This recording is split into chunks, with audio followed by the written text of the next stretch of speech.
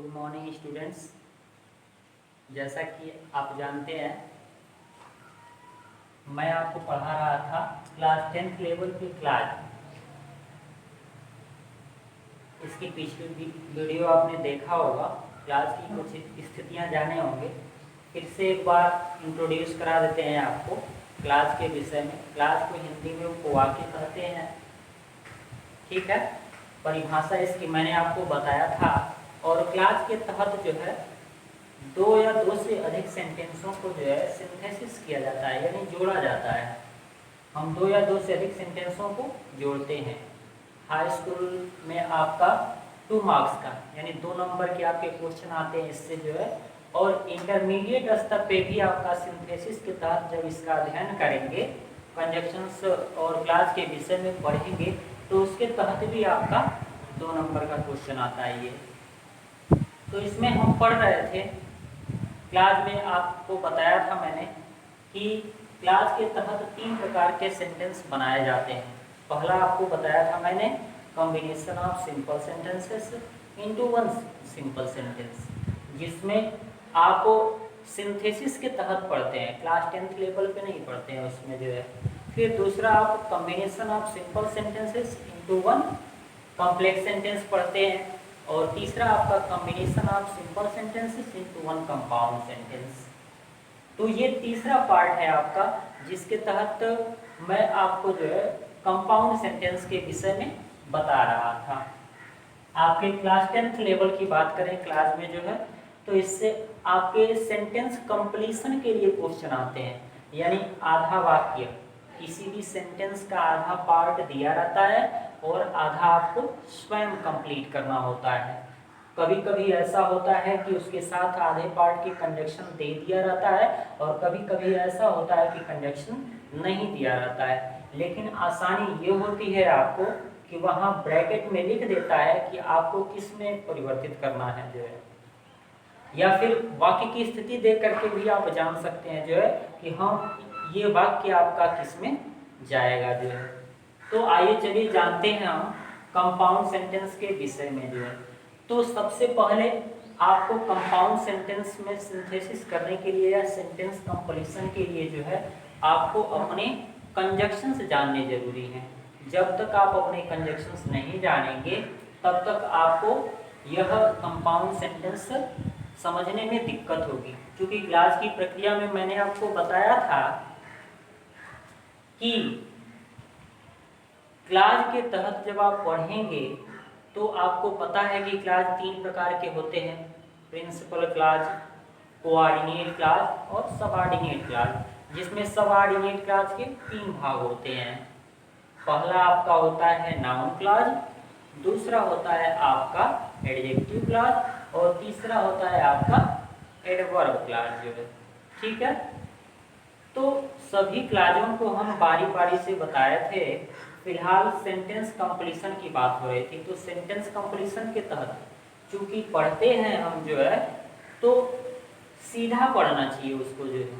यानी कहने का मतलब है कि क्लास हम पढ़ रहे हैं जो है, तो उसको सीधी स्थिति में पढ़ें जो है। जैसे सबऑर्डिनेट क्लास ही पढ़ रहे हैं तो सबऑर्डिनेट क्लास के तहत नाउन क्लास पढ़ें, फिर उसके बाद एडजेक्टिव क्लास पढ़ें और तब एडवर्ब क्लास पढ़ें, ठीक है। लेकिन उससे पहले थोड़ा सा समझने के लिए आसानी होगी आपको, इजी टू हार्ड के तरफ जो है चला जाता है। तो सबसे पहले इसलिए मैंने आपको कंपाउंड सेंटेंस बताया था, जिसके अंतर्गत आप जो है वाक्यों को सिंथेसिस करते हैं। फिर जब इसमें आपको कंजक्शंस का ज्ञान हो जाएगा तो उसके बाद हम चलेंगे कॉम्प्लेक्स सेंटेंस में। और कॉम्प्लेक्स सेंटेंस में चलेंगे तो सीधा नाउन क्लास से न पढ़ करके हम एडवर्ब क्लास से पढ़ेंगे, ताकि हमको कंजक्शंस के ज्ञान प्राप्त हो जाए जो है। जब ढेर सारे कंजक्शंस के ज्ञान मिल जाएंगे हमको, तो हमको फिर उसी चीज़ को सीधा पढ़ने में आसानी हो जाएगी। फिलहाल बात करते हैं हम कंपाउंड सेंटेंस। तो पहले मैं आपको पूरा वाक्यों को ऐड करना बताऊंगा, फिर उसके बाद अधूरे वाक्यों को पूरा कैसे किया जाता है ये आपको बताया जाएगा। तो बात करते हैं सबसे पहले कंपाउंड सेंटेंस की। तो उस दिन मैंने बताया था कि जब कोई भी आप कंपाउंड सेंटेंस बनाते हैं तो कंपाउंड सेंटेंस बनाते समय कम से कम उसमें एक प्रिंसिपल क्लॉज,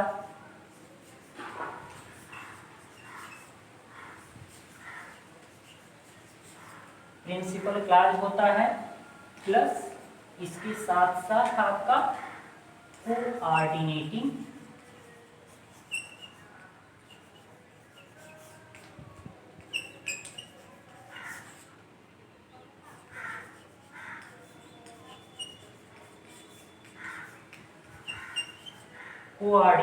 कंजक्शन होता है, और प्लस लास्ट में इसके साथ जो है आपका कोऑर्डिनेट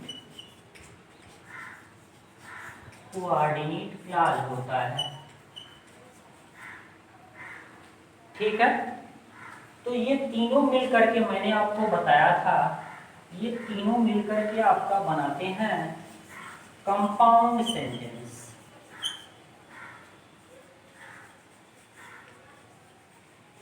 ये तीनों मिलकर के आपका क्या बनाएंगे? कंपाउंड सेंटेंस बनाएंगे।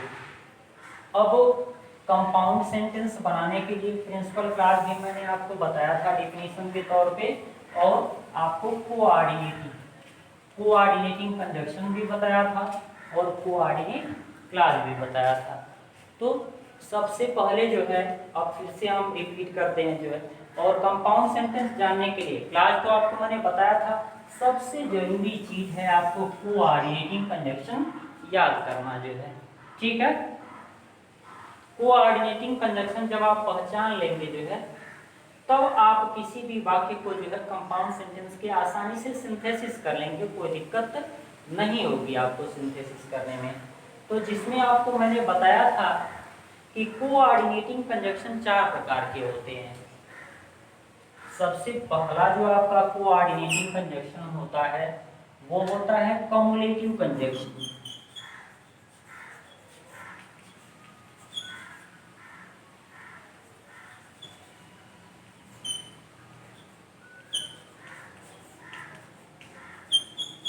सबसे पहला कंजक्शन आपका कम्युलेटिव कंजक्शन होता है।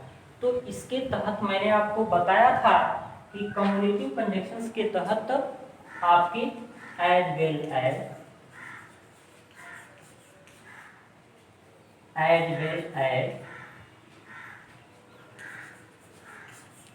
not only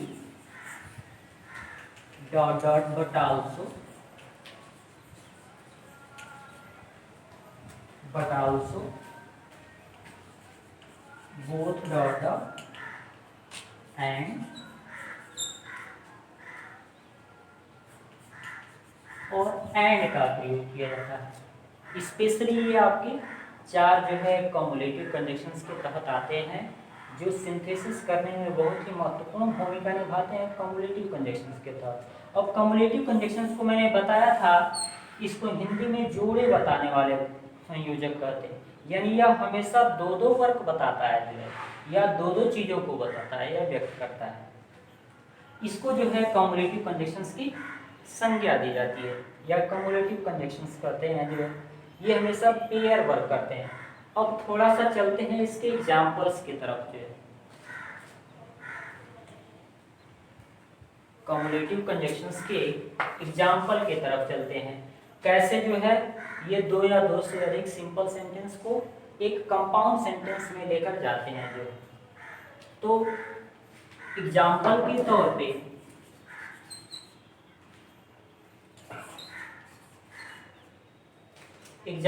तौर पे कह दे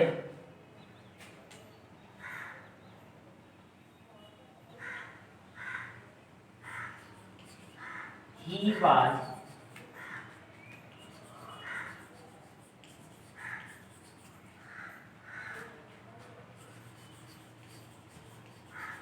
marked absent,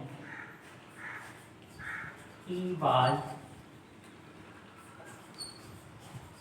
taken out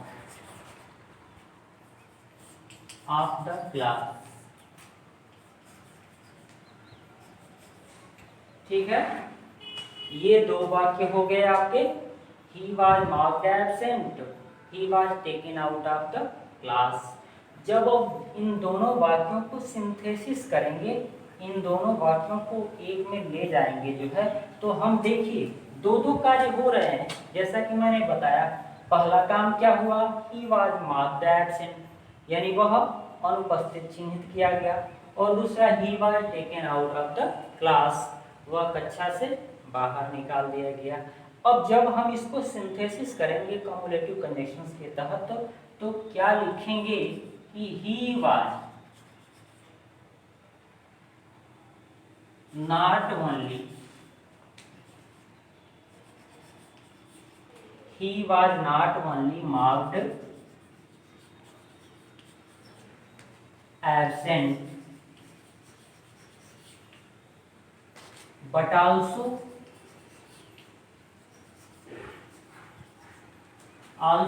taken out of the class.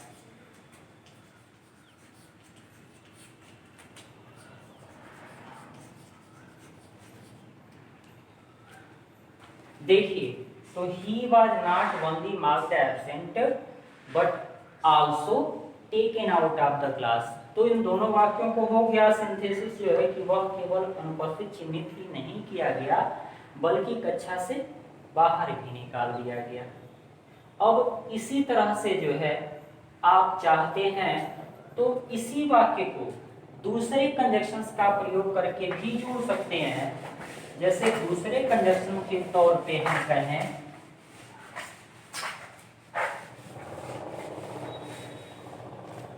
दूसरे कंजक्शंस के तौर पे हम कह दें कि ही was marked absent and taken out of the class। ठीक है, तो ये आपका दूसरा कंजक्शन भी इसमें आकर के लग गया जो है। जैसे कह दिए ही वाज मार्क्ड एब्सेंट, वो अनुपस्थित चिन्हित किया गया और कक्षा से बाहर निकाल दिया गया। तो दो दो कार्य हुए हैं जिसको कम्युलेटिव कंजक्शंस के थ्रू जो है जोड़ा गया है। यह पूरा वाक्य आपका कंपाउंड सेंटेंस में है क्योंकि इसमें एक प्रिंसिपल क्लॉज और एक आपका कोऑर्डिनेट क्लॉज है, और बीच में आप जानते हैं कि कोऑर्डिनेटिंग कंजक्शन लगा हुआ है। और जैसा कि मैंने आपको पहले ही बताया है कि जब भी आप कोई कंपाउंड सेंटेंस बनाते हैं तो उसमें कम से कम एक प्रिंसिपल क्लॉज, एक आपका कोऑर्डिनेटिंग कंजक्शन और फिर उसके बाद जो है कोऑर्डिनेट क्लॉज होता है। ठीक है, बात करते हैं अब थोड़ा सा नेक्स्ट एग्जांपल की। ये तो फर्स्ट एग्जांपल हो गया, इसमें आप जो है और ये दो बचे हुए कंजक्शंस भी लगा सकते हैं जो है। जैसे ही was marked absent as well as taken out of the class. ठीक है, तो एज वेल एज का भी प्रयोग कर सकते हैं, और चौथे नंबर पे बोथ डॉट एंड है उसका भी प्रयोग कर सकते हैं। Both he was marked absent and taken out of the class. ठीक है, तो इस तरह से जो है हम दो या दो से अधिक वाक्यों को सिंथेसिस करके जो है कम्युलेटिव कंजक्शंस के तहत कंपाउंड सेंटेंस में परिवर्तित करते हैं या ले जाते हैं। जैसे कहते हैं अब आपका ही bought a car। ठीक है, ये हो गया आपका, और फिर इसके बाद मान लीजिए डॉट डॉट डॉट दे दिया हो। ठीक है, या फिर मान लीजिए यहां एंड दे ही दिया हो, ही bought a car, और इसके बाद आपको कंप्लीट करने के लिए दे दिया हो। तो इस पूरे वाक्य को क्योंकि इंटरमीडिएट में तो दोनों को जोड़ने के लिए देता है और ब्रैकेट में लिख देता है कि इसको कंपाउंड सेंटेंस में जोड़िए, तो आप आसानी से बस कंजक्शन लगा करके और अपने मेथड का ध्यान रख करके उसको आसानी से सिंथेसिस कर देते हैं कंपाउंड सेंटेंस में। लेकिन हम पढ़ रहे हैं अभी हाई स्कूल लेवल पे, तो जब हाई स्कूल लेवल पे आप जाएंगे तो आधा सेंटेंस आपका दिया रहता है और आधा सेंटेंस आपको स्वयं लिखना रहता है।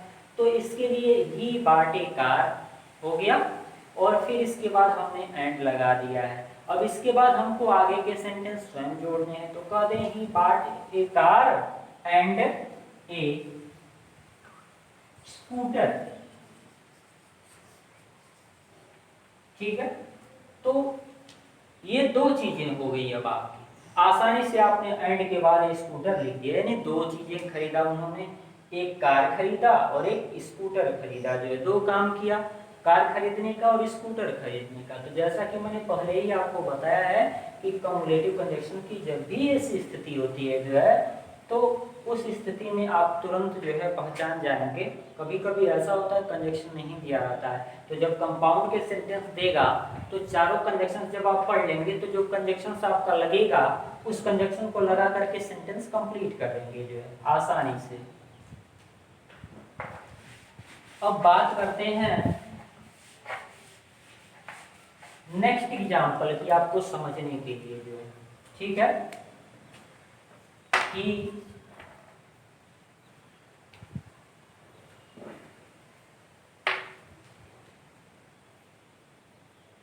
ही सा एक बाल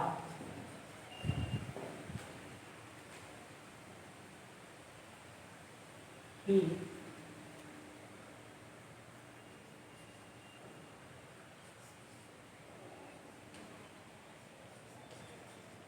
picked up,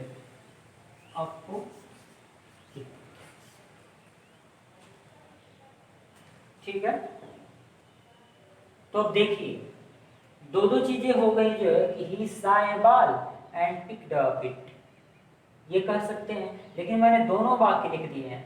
ऐसे आपका अगर हाई स्कूल लेवल पे देखेंगे तो आधा ही वाक्य दिया रहता है, आधा आपको स्वयं करना पड़ता है जो है, अपने तरफ से करना पड़ता है। तो आपको अगर कम्युलेटिव कंजक्शन के वाक्य कंप्लीट करने हैं तो बस इन चार कंजक्शंस को याद रखिए, as well as, not only dot dot but also, both dot dot, and और एंड को, इन चारों कंजक्शंस को याद रखेंगे तो आसानी से आप जो है कोई भी कम्युलेटिव सेंटेंस, कम्युलेटिव कंजक्शंस के तहत जो है कोई भी सेंटेंस दिखेगा तो उसको आसानी से जोड़ सकते हैं जो है, चाहे सिंथेसिस करना हो, दोनों वाक्य दिए हुए हो तब भी, और अगर कंप्लीशन करना हो, आधा वाक्य दिया हुआ हो तब भी जो है। अब बात करते हैं कंपाउंड सेंटेंस में जो है दूसरे कंजक्शंस के यूज की। जैसा कि मैंने आपको बताया था पहले भी जो है, अभी जानबूझ करके मैंने ऐड किया है जो है उससे। तो दूसरा कंजक्शन आपका होता है एडवर्जेटिव कंजक्शन।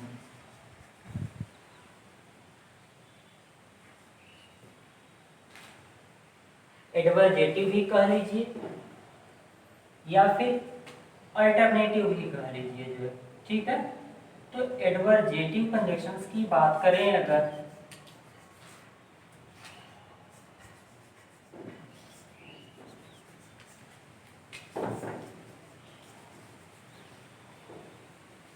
एडवर्जेटिव कंजक्शन, तो एडवर्जेटिव कंजक्शंस के तहत आपके कौन कौन से कंजक्शन प्रयोग में ले आए जाते हैं।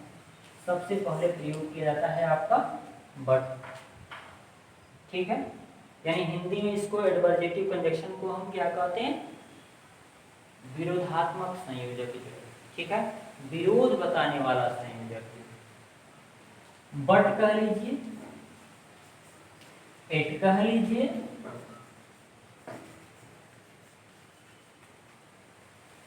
नेवरदलेस कह लीजिए, ठीक है, वाइल कह लीजिए, स्टिल कह लीजिए, ठीक है। ये सभी कंजक्शंस, जैसे एट हो गया आपका, नेवरदलेस हो गया, वाइल हो गया, इन सभी कंजक्शंस को जो है एडवर्जेटिव कंजक्शंस के तहत यानी विरोध बताने वाले संयोजक के तहत रखा गया है। और भी कंजक्शंस होते हैं आपके, लेकिन ये मुख्यतः होते हैं आपके, ये मुख्य रूप से आपके उसमें प्रयोग किए जाते हैं। बट, एट, नेवरदलेस, स्टिल, ये सब मुख्य रूप से प्रयोग किए जाते हैं। तो इनका प्रयोग भी कंपाउंड सेंटेंस बनाने में किया जाता है। जैसे कह दें ही इज पुअर,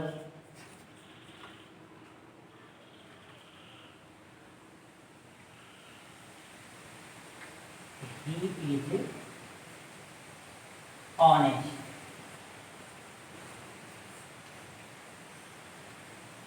ठीक है, तो ये आपका दो वाक्य हो गया। अब इन दोनों वाक्यों को जब हमको सिंथेसिस करना है तो ही इज पुअर और ही इज ऑनेस्ट, ये दो चीजें हैं। देखिएगा विरोधात्मक, यहाँ पे ये गरीब है लेकिन इसका विरोधी गुण क्या है आपका ऑनेस्ट है। ठीक है, ऑनेस्ट में जैसे कह दें he is poor but he is poor but he is honest। ये सेंटेंस आपका सिंथेसिस हो गया। लेकिन यह इंटरमीडिएट लेवल पे ऐसा देता है। अगर क्लास 10th लेवल की बात करें, कक्षा 10 के स्तर की बात करें, तो कक्षा 10 के स्तर पे आपका आधा सेंटेंस दिया रहेगा। जैसे कह दें ही इज पुअर बट, इतना लिख करके जो है छोड़ देगा कि ही इज पुअर। अब इसमें कोई जरूरी नहीं है कि he is honest he add कर सकते हैं आप, जो भी इसके सटीक में आएगा वाक्य आपका उपवाक्य उसको ले आकर के इस कंजक्शन के बाद लिख देंगे जो है। जैसे he is poor but he is intelligent भी लिख सकते हैं।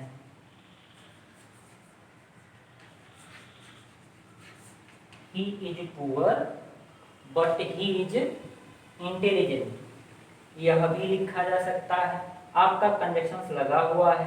फिर यह भी लिख सकते हैं कि he is poor but he is very sharp minded, very sharp minded. ठीक है, यह भी लिख सकते हैं। क्योंकि सेंटेंस कंप्लीशन की हम बात कर रहे हैं, तो जब सेंटेंसों की स्थिति जान जाएंगे तो उसके अनुसार जो है आप दूसरा उपवाक्य ले आकर के आसानी से रख सकते हैं। लेकिन उसके लिए सबसे जरूरी है आपके कंजक्शंस की स्थितियां समझना जो है। जब आप कंजक्शंस याद रखेंगे कि नहीं इसके लिए ये कंजक्शंस प्रयोग किया जाता है, ठीक है, तो आसानी से जो है इसको पुटअप कर सकते हैं या आसानी से इसको रख सकते हैं, ये ध्यान रखिएगा। तो इसलिए जो है इन कंडीशंस को हमेशा दिमाग में बैठा करके रखिए। अब दूसरे उदाहरण की बात करते हैं। एक अब जो है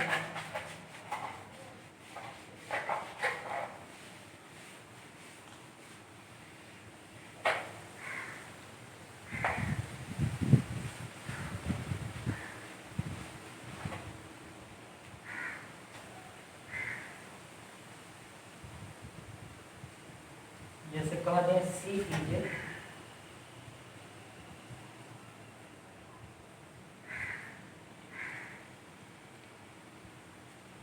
इज लेजी। ठीक है, ये पहला वाक्य हो गया आपका कि सी इज लेडी। और दूसरा कह दें सी इज ब्यूटीफुल। तो ये दो वाक्य हो गए। पहला हो गया कि सी इज लेजी और दूसरा हो गया सी इज ब्यूटीफुल। विरोधात्मक स्थितियां होती हैं आपकी, मैंने पहले कहा एडवर्बिटिव कंजक्शन में। तो जब इन दोनों वाक्यों को आप ऐड करेंगे तो आसानी से लिख सकते हैं कि she is lazy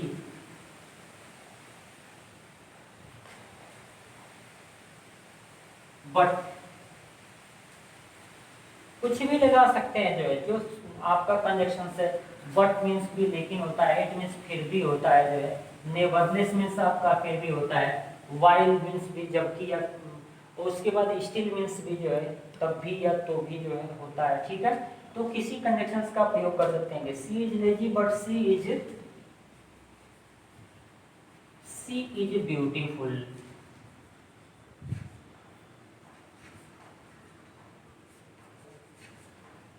C is beautiful आसानी से लिख सकते हैं। ठीक है, इस तरह से हमने कहा था सेंटेंस कंपैरिजन के तौर पे कि she is lazy but.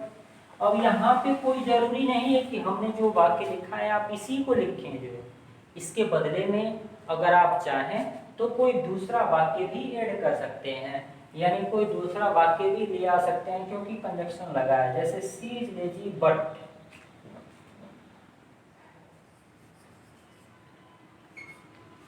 She is a good singer.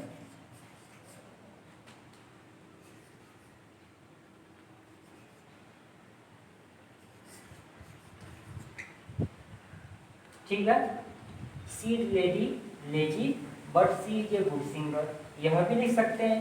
या अगर यह नहीं लिखना चाहते हैं तो यह भी लिख सकते हैं कि she is lazy but she is a great poetess.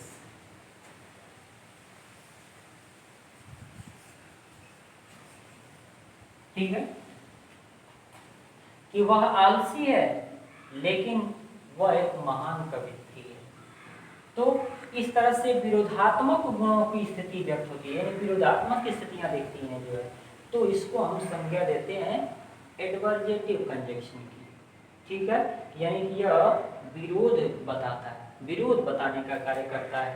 तो ये हो गया आपका कंपाउंड का दूसरा कंजक्शन। यहाँ तक मैंने आपको लगभग बता दिया था, फिर भी मैंने रिपीट किया जाएगा। अब आगे चलते हैं तीसरे कंजक्शन, कंपाउंड सेंटेंस के तीसरे कंजक्शन पे चलते हैं।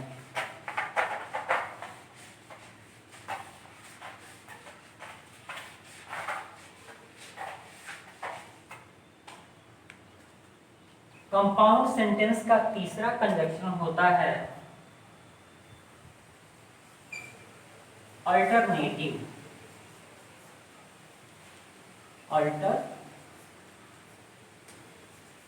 Alternative conjunction.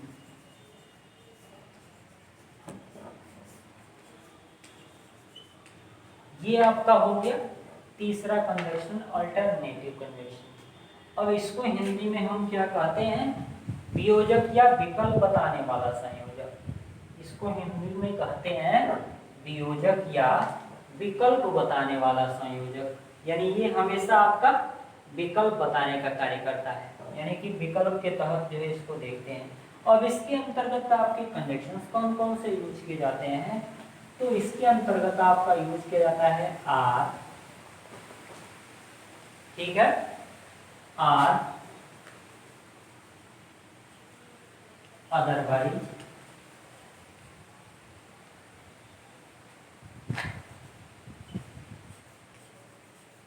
Either dot dot और,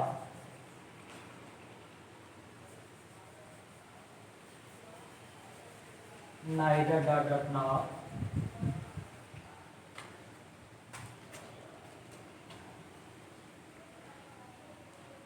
ये सभी कनेक्शंस आपके आर हो गया। मुख्यतः कनेक्शंस मैंने लिखे हैं, आइदर डॉट डॉट आर हो गया, नाइदर डॉट डॉट नॉट हो गया।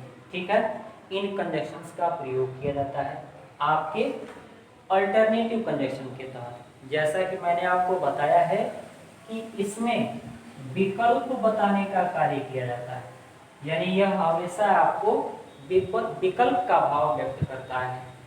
अब कैसे इसके तहत जो है सेंटेंसों को हम जोड़ते हैं ये देखिएगा। जैसे मान लीजिए आपने अध्यापक की स्थिति में ही ले लें जो है कम इन, छोटा सा वाक्य है बिल्कुल आपका, गो आउट। ठीक है, अब देखिए कम इन, गो आउट, दो स्थितियां हो गई। तो एक वाक्य के तौर पे कम इन हो गया और दूसरा गो आउट हो गया जो है। अब इन दोनों वाक्यों को हम सिंथेसिस करेंगे, यानी एक में जोड़ेंगे तो लिख सकते हैं कि come in or, go out, come in or, go out, यानी अंदर आओ या बाहर जाओ। फिर इसी चीज पे दूसरा कंजक्शंस भी लगा सकते हैं आप। क्या लिख सकते हैं कि आइदर,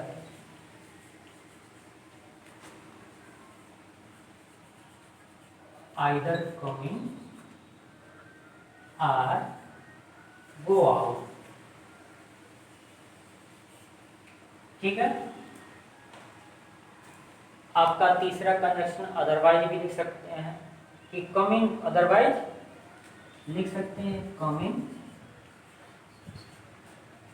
कम इन अदरवाइज,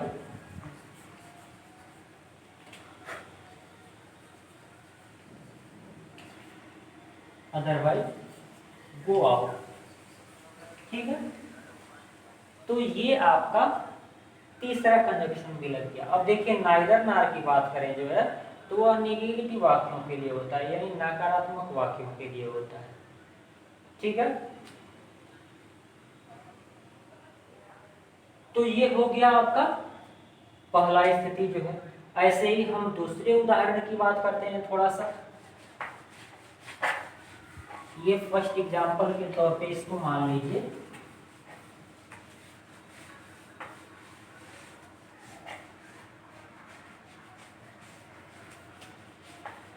अब बात करते हैं हम दूसरे एग्जांपल की।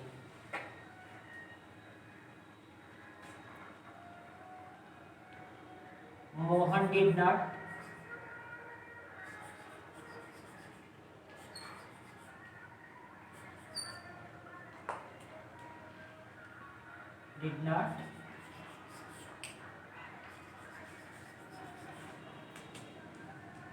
come here,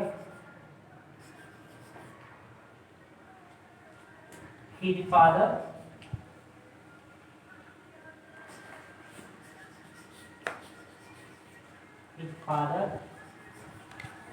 also did not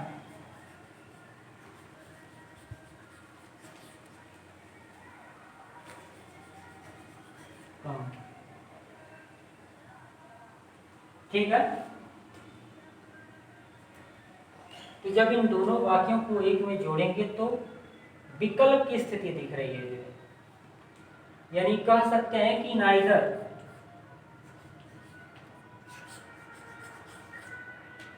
neither Mohan, अब यहाँ पे नॉर लगा सकते हैं, तो ये नाइदर डॉट नॉर की स्थिति होगी आपकी कि neither Mohan nor his father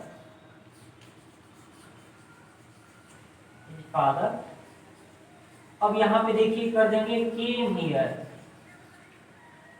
क्यों कर देंगे केम हियर? अब देखिएगा यहाँ पे नाइदर का प्रयोग हुआ है, डिड नॉट का प्रयोग नहीं हुआ है, और यहाँ पे जो है हमने पास्ट इंडेफिनिट में लिखा था तो डिड नॉट का प्रयोग किया था। यहाँ पे जो है हमने सीधा नाइदर के थ्रू नकारात्मक अर्थ हमको मिल जा रहा है, इसलिए जो है हमने क्या किया है, यहाँ वर्ब की सेकेंड फॉर्म लिख दिया है, यानी केम आपका ये हो जाएगा। ठीक है, क्यों हो जाएगा? क्योंकि वर्ब हेल्पिंग वर्ब आपकी नहीं लगी है, तो neither Mohan nor his father came here, न तो मोहन और न ही उसके पिताजी यहाँ आए। ठीक है, और ये हो गया जो है आपका नकारात्मक वाक्य के लिए। और देख लेते हैं आपके एडवर्जेटिव का एक आध एग्जाम्पल जो है एडवर्जेटिव सेंटेंस का, सॉरी अल्टरनेटिव सेंटेंस का विकल्प बताने वाले संयोजक का एक आध और एग्जाम्पल देख लेते हैं।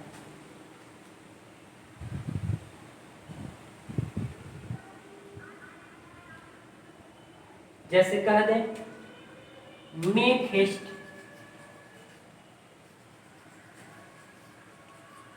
Make haste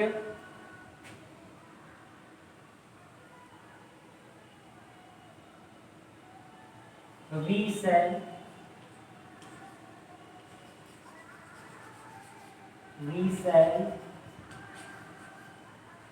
miss the train। ठीक है, मेक हेस्ट हो गया जल्दी करो, और दूसरा हो गया we shall miss the train, हम ट्रेन छोड़ देंगे। तो जब इन दोनों वाक्यों का कॉम्बिनेशन देखेंगे, हम इन दोनों वाक्यों को एक में जोड़ेंगे तो कैसे जोड़ेंगे? Make haste otherwise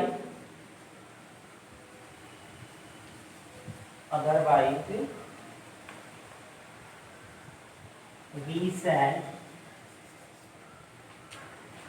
miss the train।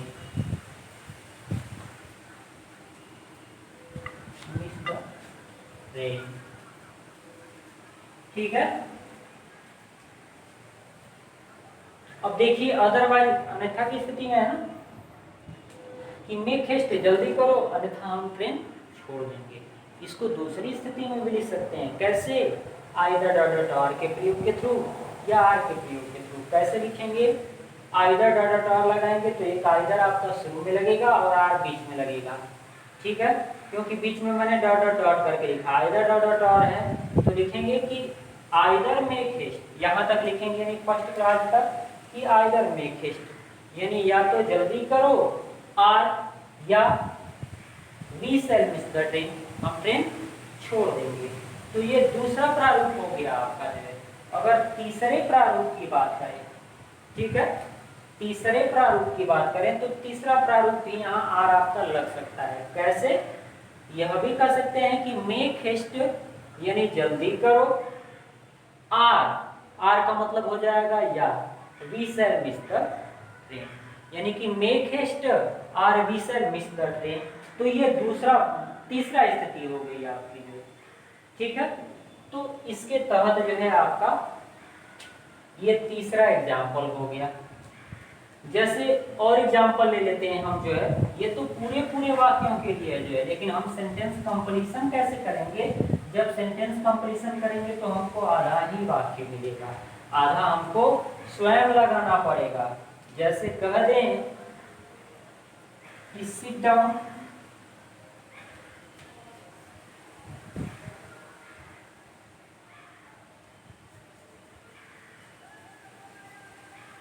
Seat down are,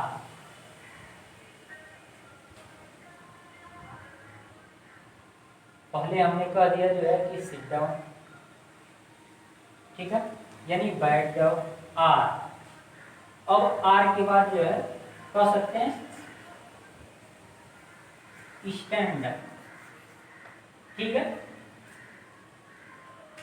अब जैसे हमने कह दिया कि सिट डाउन बैठ जाओ, अब आर के बाद मान लीजिए डॉट डॉट डॉट दे दिया हो, ठीक है, ये आपका नाम दिया हो स्टैंड अप,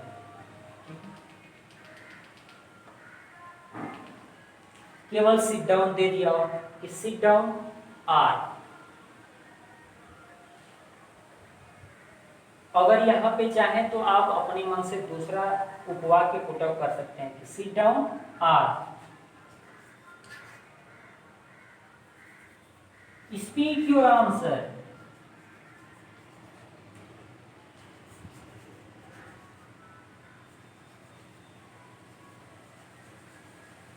ठीक है। यह भी लिख सकते हैं कि सिट डाउन बैठ जाओ, आर या स्पीक योर आंसर, या अपना उत्तर बोलो जो है, ठीक है। जैसे मान लीजिए कोई विद्यार्थी हो, खड़ा हो गया जो है, उसको हेजिटेशन हो रहा हो, उत्तर देने में उसको हेजिटेट कर रहा हो, तो इसके लिए अध्यापक ने कह दिया जो है कि सिट डाउन बैठ जाओ, आर स्पीक योर आंसर, या अपना उत्तर बोलो जो है, ठीक है। तो उस स्थिति में आपका जो है ये दूसरा वाक्य हमने लिखा है। तो यही होता है आपका, आधा वाक्य दिया रहेगा, लेकिन कैसे लिखा हमने? जब हमने कंजक्शंस का ज्ञान ले लिया और अपने सेंटेंसों की स्थिति देख लिया जो है, तो उसके अनुसार हमने इसको लिख लिया, ठीक है। तो ये हो गया आपका जो है अल्टरनेटिव कंजक्शंस का एग्जाम्पल। अब इसके तहत जो है इतने कंजक्शंस आपके होते हैं अल्टरनेटिव के, इनको याद करने की जरूरत है। जब तक याद नहीं करेंगे तब तक आपको कोई भी जो है अल्टरनेटिव का कंजक्शंस लगाने में परेशानी क्रिएट होगी, यानी डिफिकल्टी क्रिएट होगी। इसलिए इन कंजक्शंस को याद कर डालिए ताकि समझने में आपको कोई दिक्कत न हो। तो ये था तीसरा कंजक्शन आपके कंपाउंड सेंटेंस का, ठीक है। अब बात करते हैं चौथे कंजक्शन की। बड़ा शॉर्ट कंजक्शन होता है। चौथा कंजक्शन होता है आपका इलेटिव कंजक्शन,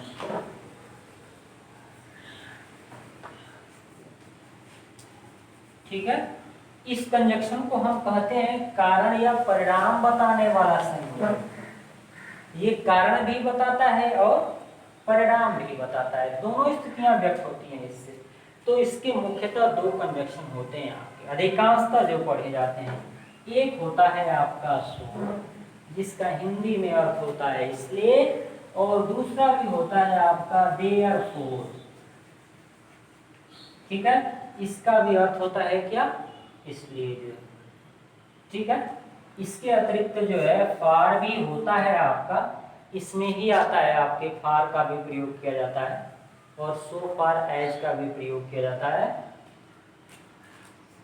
सो फार एज, ये कंजक्शंस होते हैं। लेकिन मुख्यतः आपको इन दोनों कंजक्शंस पे फोकस करना है, यानी ये दो कंजक्शंस इंपॉर्टेंट हैं आपके इलेटिव के लिए जो है। तो मैंने इसको हिंदी में क्या कहा है, कारण या परिणाम बताने वाला संयोजक। जैसे छोटा सा वाक्य देखिएगा जो है, he did not work hard।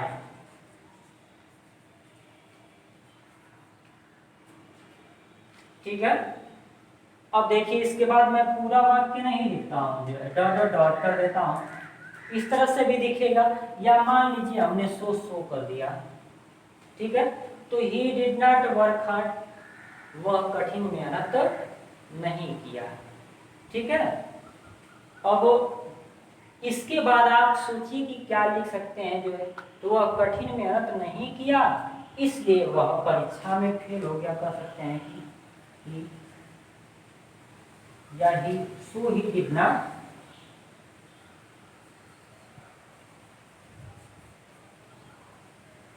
पास, यह भी लिख सकते हैं। या अगर यह सो ही डिड नॉट पास नहीं लिखना चाहते हैं, वह पास नहीं हुआ जो है, तो यह भी लिख सकते हैं कि सो he failed, so he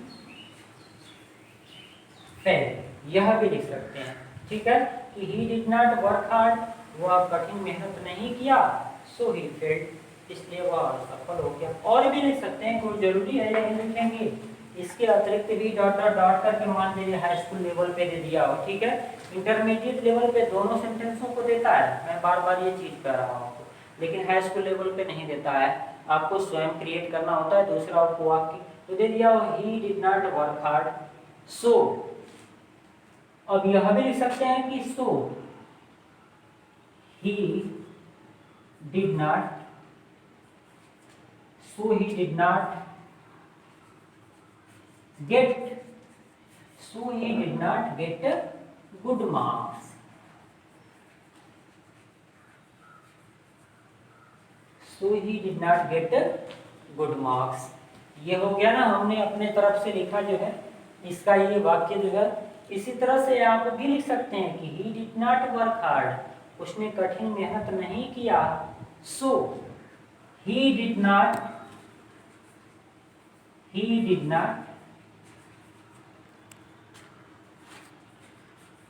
got the first prize, did not get the first prize,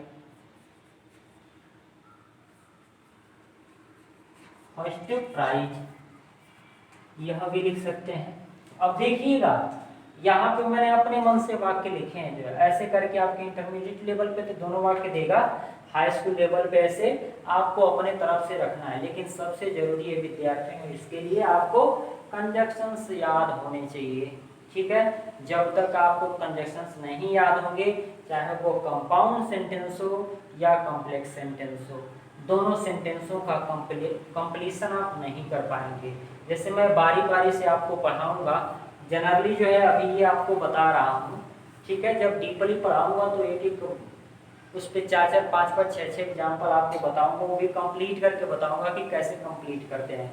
ठीक है, तो ये था आपका। इसी तरह से देयरफॉर भी लगा सकते हैं, जैसे पत्र वगैरह लिखते हैं तो तुरंत उसमें देयरफॉर लगाते हैं। जो देयरफॉर का तात्पर्य आप जानते हैं, इसलिए होता है जैसे कहते हैं he did not work hard, therefore he did not get good marks. ठीक है, इसलिए वह अच्छा, देयरफॉर का तात्पर्य भी इसलिए में होता है और सो का तात्पर्य भी इसलिए में होता है। ठीक है, तो स्पेशली इन दोनों कंजक्शंस का आप अध्ययन करिए क्लास 10th लेवल पे। ठीक है, फार का भी प्रयोग किया जाता है के लिए के सेंस में जो है। फिलहाल आप इन दोनों पे फोकस करिए। ठीक है, इन दोनों पे ध्यान दीजिए कि हाँ हमको सो और देयरफॉर का प्रयोग जो है कंपलसरी यानी अनिवार्य रूप से जानना है। फॉर और सो फॉर एज का भी प्रयोग आपको बताऊंगा। तो ये था आपका जो है चौथा कंजक्शन, इलेटिव कंजक्शन। एक आध और एग्जांपल देख लेते हैं इसके लिए, इलेटिव कंजक्शन के लिए। जैसे आई कैन नॉट कर दे। ध्यान रखिएगा ऐसे वाक्यों में बिकॉज भी आप बहुत जल्दी लगाएंगे, लेकिन बिकॉज आपका कोऑर्डिनेटिंग कंजक्शन नहीं होता है, सब ऑर्डिनेटिंग कंजक्शन होता है। इसलिए इस चीज को ध्यान रखिएगा कि हाँ बिकॉज हमारा सब ऑर्डिनेटिंग कंजक्शन होता है, वह कंपाउंड सेंटेंस में नहीं लगेगा। ये चीज ध्यान रखिएगा, क्योंकि आपके कॉम्प्लेक्स सेंटेंस में भी जो है कारण बताने के लिए आपका बिकॉज यूज किया जाता है, एज यूज किया जाता है। ठीक है, अभी आप उसको पढ़ेंगे कॉम्प्लेक्स सेंटेंस के लिए जो है, लेकिन फिलहाल अभी आप कंपाउंड पढ़ रहे हैं जिसमें आपको केवल सो और देयरफॉर स्पेशली यूज करना है जो है। जैसे कह दें कि किसी ने कहा कि आई कैन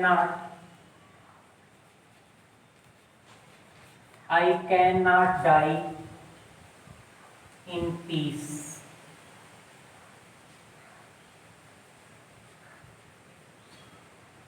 ठीक है, I can not die in peace, मैं शांति से नहीं मर सकता जो है। ठीक है, और दूसरा कह दें आई एम ए सीनर। ठीक है, मैं अपने लिए नहीं कर रहा हूं, सेंटेंस के लिए जो है। ठीक है, तो I can not die in peace, मैं शांति से नहीं मर सकता। आई एम ए सीनर, मैं एक पापी हूं। ठीक है, तो जब इन दोनों वाक्यों को आप जोड़ेंगे, तो मैंने शुरू में चर्चा की थी कि इसकी हिंदी भी निकाल करके आप जोड़ेंगे सेंटेंसों को इधर उधर करके, तो आसानी से जोड़ना आपको आ जाएगा। जैसे कह दें कि मैं एक पापी हूं, इसलिए मैं शांति से नहीं मर सकता हूं, तो तुरंत जो है ये सेंस आपका बन जाएगा। यानी जब इसको कंबाइन करेंगे तो क्या हो जाएगा, मैं पापी हूं इसलिए मैं शांति से नहीं मर सकता हूं, यानी आई एम ए सीनर। ठीक है, so I can not die in peace, लिख सकते हैं I am a sinner, so I can not die in peace. ठीक है, तो यह भी हो जाएगा आपका कि I am a sinner, so I can not die in peace. तो ये हो गया आपका सिंथेसिस का प्रारूप जो है। अब कहते हैं यहां पे जो है कि आई एम ए सीनर, मैं एक पापी हूं, सो दिया हुआ आपका। ठीक है, सो दिया है। अब कह दें सो आई कैन नॉट, अपने मन से क्या लिख सकते हैं, कह दें जैसे मैं इस मंदिर में नहीं जा सकता हूं। ठीक है, I am a sinner, so I can not go